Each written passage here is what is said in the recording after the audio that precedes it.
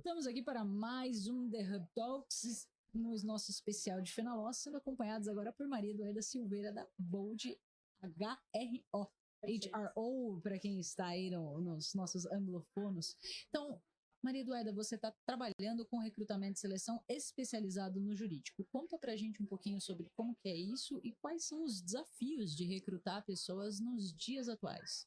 Perfeito, muito legal, né, participar aqui dessa conversa. Eu recruto executivos há quase 15 anos, especificamente no mercado jurídico. E aí, jurídico, tudo que entra no jurídico, né? O legal, a parte de tax, a parte de compliance. Então, tem um guarda-chuva bastante amplo aqui quando a gente fala de recrutamento jurídico.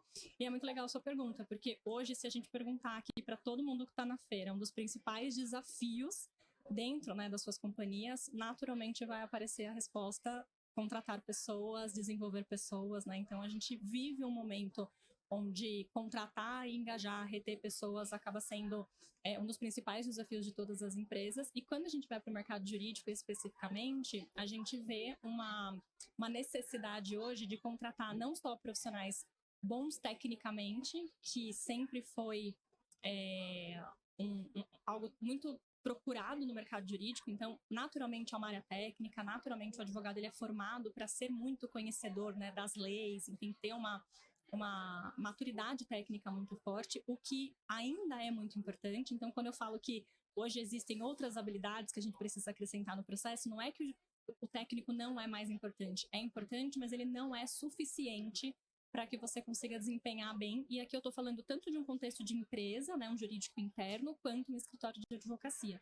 Então, o grande desafio é você conseguir encontrar pessoas que tenham esse know-how técnico, que consigam desempenhar o jurídico raiz, mas hoje somado ao que a gente chama de outras habilidades, soft skills, que são super importantes. Então, por exemplo, se você vai pegar um escritório de advocacia, a pessoa precisa ser muito boa em resolver problemas, né? O problem solver, sem dúvida nenhuma, é uma habilidade que vai precisar para que você consiga atender bem um cliente que, na outra ponta, hoje, é muito mais exigente e muito mais preparado, né? Você pega empresas há 20 anos atrás, não tinha um jurídico tão ativo. Hoje em dia tem. Então, se eu vou contratar um prestador de serviço, um escritório de advocacia, eu preciso que a pessoa não só conheça a lei, mas que ela viabilize negócio, que ela seja boa de relacionamento, que ela conheça do meu negócio, que ela me proponha soluções.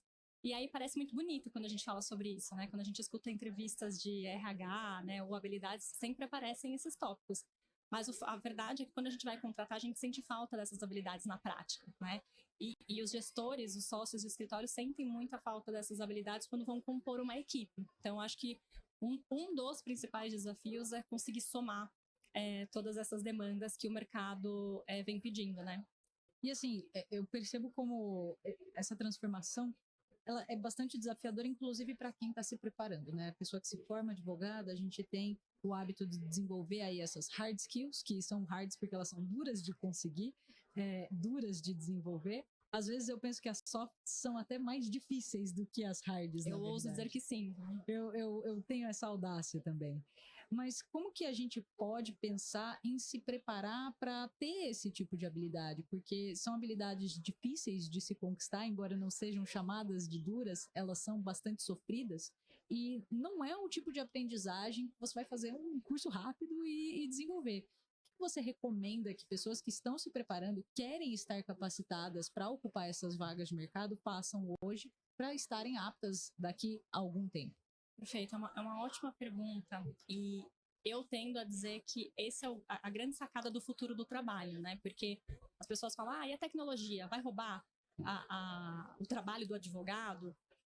Não vai roubar todo o trabalho, vai roubar parte do trabalho, que vai ser feito por máquina, aquela coisa que é mais operacional, e não só operacional, porque hoje a gente vê uma inteligência artificial e investimento que vem sendo colocado, né, nessas tecnologias que estão avançando e fazendo coisas também cognitivas, né? Você pega um chat GPT hoje, você consegue fazer muita coisa. Então, vai ficar cada vez mais difícil da gente não trazer as soft skills, né, essas habilidades comportamentais para a mesa, né, quando a gente fala do mercado de trabalho, porque a tecnologia está avançando. E só vai conseguir, de fato, se destacar aqui quem tiver essas habilidades.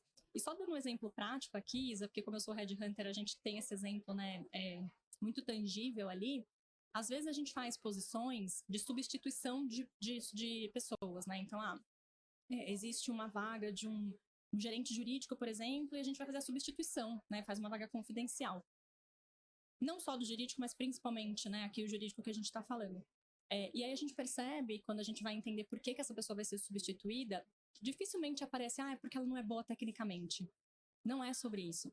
É porque a pessoa muitas vezes não tem uma navegabilidade entre as linhas de negócio para fazer aquele negócio viabilizar de uma forma mais harmônica, né? Gerenciando as expectativas de todas as áreas, se relacionando bem, sendo persuasiva. Então a gente percebe que soft skills hoje já está tirando algumas pessoas de determinadas cadeiras, porque nem todo mundo, ainda mais quando a gente pensa, né, em pessoas que cresceram na mesma empresa, que estavam acostumadas a fazer as coisas do mesmo jeito. Então, naturalmente, a gente percebe aqui na prática que já vem rolando essa substituição por pessoas que tenham soft skills mais desenvolvidos. E aí eu vou voltar para a tua pergunta, como desenvolver? Eu começo falando de autoconhecimento, né? Porque a gente só consegue melhorar o que a gente tem consciência de que a gente precisa melhorar. Então, se eu acho que a minha comunicação, ela é excelente, como é que eu vou desenvolver a minha própria comunicação, né? Se eu acho que eu já navego bem, como é que eu vou desenvolver? Então, tudo começa pelo autoconhecimento. Eu gosto muito de trabalhar os assessments com as pessoas, então você ir lá entender o que realmente você tem de ponto positivo, quais são as soft skills que eventualmente você precisa desenvolver. Eu adoro o conceito de feedback 360, e aqui eu não estou falando de um processo 360, aquele formal, né? Que também pode ser o formal da empresa, mas assim, pensa nas 3 pessoas que trabalham diretamente com você e que você pode pedir um feedback de coisas que você pode melhorar. Pode ser um dos caminhos, né? Porque você entenda como é que as pessoas te enxergam ali, estando muito aberto. Eu falo que a gente tem que ter 2 ouvidos para feedback, o pessoal e o profissional. O feedback a gente sempre tem que ouvir com o profissional, porque se a gente pega o pessoal, a gente não desenvolve, né? E é justamente por essa confusão que as pessoas muitas vezes não gostam dessa questão de feedback, mas é uma excelente ferramenta para desenvolver isso. E por fim, assim, tem que ser muito curioso, muito curiosa, né? Não ouvir coisas como o que eu estou trazendo aqui e falar assim, não, mas de novo esse papo de soft skills. Gente, quem tem soft skills bem desenvolvido cresce mais na carreira. Quem tem soft skills bem desenvolvido atinge cargos de liderança. Porque quanto mais você cresce, pensa numa cadeira de CEO. O CEO está fazendo relacionamento, o CEO está olhando para a estratégia, o CEO está pensando em toda a articulação, né, da própria liderança, do próprio negócio. Isso tem tudo a ver com soft skills, né? Então tem que ser curioso, curiosa, entender o que precisa melhorar e observar. Observa quem está em cargos estratégicos, observa quem está crescendo na carreira e quem está se destacando e começa a fazer esse deparo de coisas que você pode desenvolver. E eu acho que, por fim, Isa, a gente pode aprender muito com as diferentes gerações, né? A gente fala muito sobre o conflito das gerações hoje, como se fosse algo novo. Eu falo, gente, isso não é novo, né? Isso aí sempre aconteceu, as gerações sempre se confrontaram. Agora está acelerado por conta de uma questão de tecnologia, né? Então, hoje a gente lida com uma geração que é nativo digital. Então, óbvio que isso tem muitos desafios. Mas o que essa geração tem para trazer para a gente, né? Não é que a geração não quer trabalhar. A geração não quer trabalhar do jeito que se estava trabalhando até agora. Como é que a gente pode melhorar a nossa comunicação? Como é que a gente pode melhorar o nosso conceito de produtividade?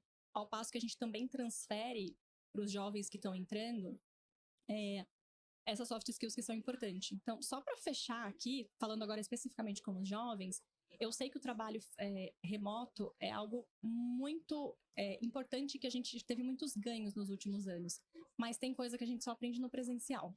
Relacionamento, muitas vezes, a gente precisa estar ali no tete a tete. Então, como é que a gente aproveita também os momentos em que a gente se reúne com o nosso time, né, ou que a gente tem um trabalho presencial, para entender como as relações são construídas, para entender o que é importante ali em termos de comportamento.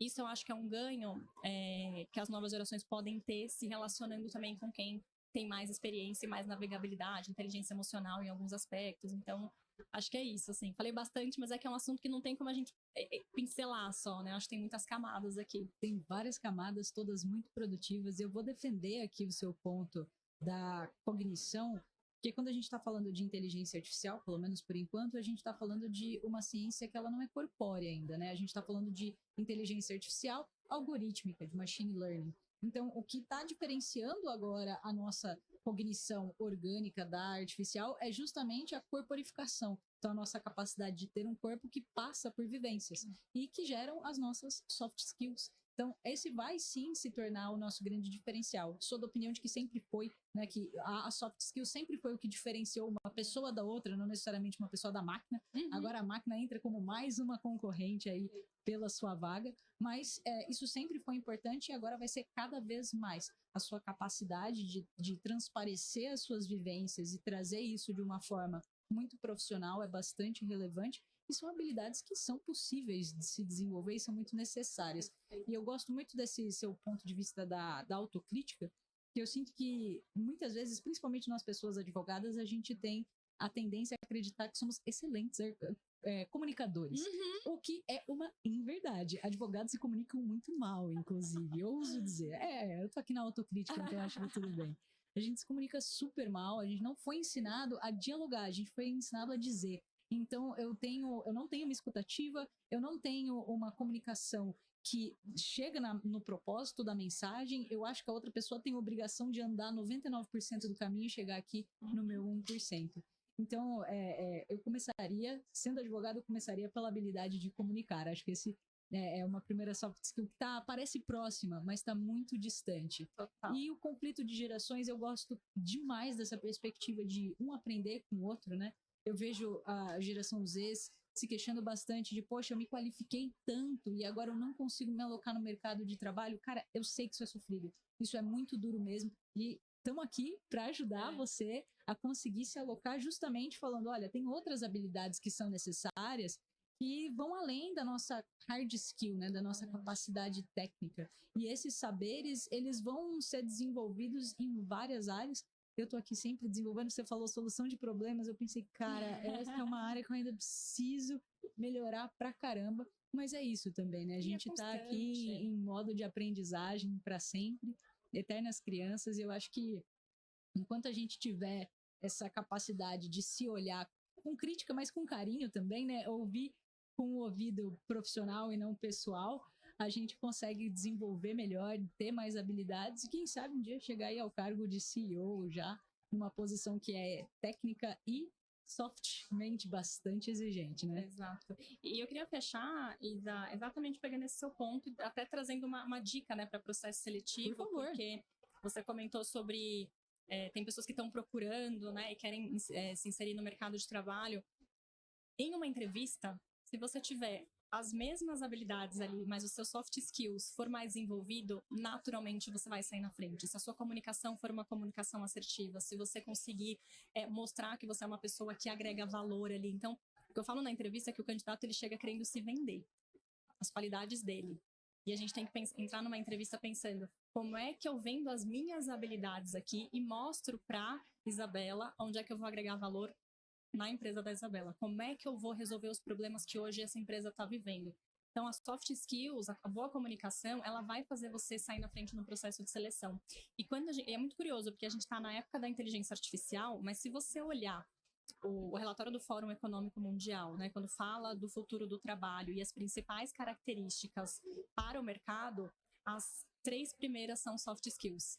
São comunicação, liderança influente, relacionamento interpessoal. Então, assim, não é possível, né, que isso não seja algo relevante, uma vez que a gente percebe que as pessoas estão ganhando mais espaço com isso, quando a gente vê que as pesquisas mostram, né, que essa tendência de valorização, né, de soft skills é algo muito importante. Então, acho que fica a dica aí para realmente olhar para isso e tentar, por meio de histórias concretas, por meio de casos, né, que muitas vezes você vai trazer como exemplo ali dentro de uma entrevista, você mostrar que você tem isso, né, que você é um bom resolvedor de problema, que você é uma pessoa que tem uma boa navegabilidade, dando exemplo na entrevista, né? Isso vai contar muito para que você impacte mais o seu entrevistador.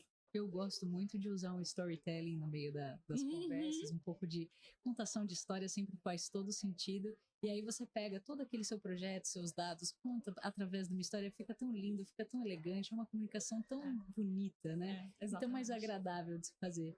Maria Eduarda, foi um prazer bater esse papo com você. Muito obrigada pelas dicas aqui aos ouvintes do The Hub. E para você que nos acompanha até o final, aquele meu muito obrigada e até o próximo The Hub Talks.